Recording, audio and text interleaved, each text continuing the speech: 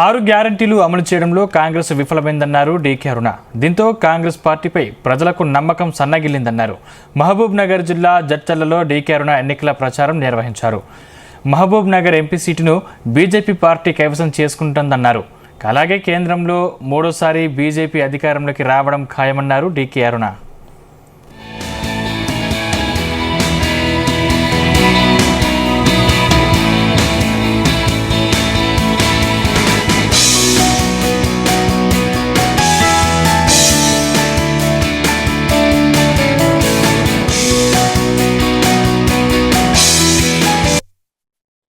ఈరోజు కాంగ్రెస్ పార్టీ 6 గ్యారెంటీల పేరు మీద ప్రజలని మోసం చేసి ఈ ఓటు అడగడానికి వచ్చేటటువంటి నాయకులకు ఓటు అడిగే హక్కే లేదని చెప్పి సందర్భంగా నేను తెలియజేస్తా ఉన్నా. ఈ ఓటు దేశం కోసం, దేశంలో కేంద్రంలో ప్రభుత్వంలో ఎవరు ఉండాలని నిర్ణయించినటువంటి ఓటు. కేంద్రంలో ఈరోజు ఢిల్లీలో కాంగ్రెస్ పార్టీ లేదు.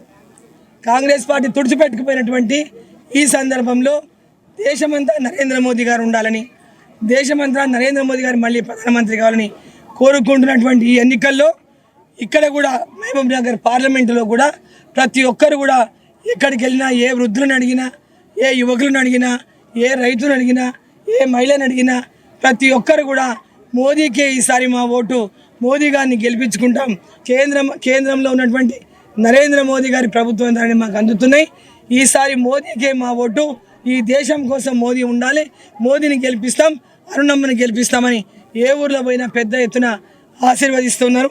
ఖచ్చితంగా మహబూబ్నగర్ స్థానం పార్లమెంటును భారతీయ జనతా పార్టీ కైవసం చేసుకుంటుంది.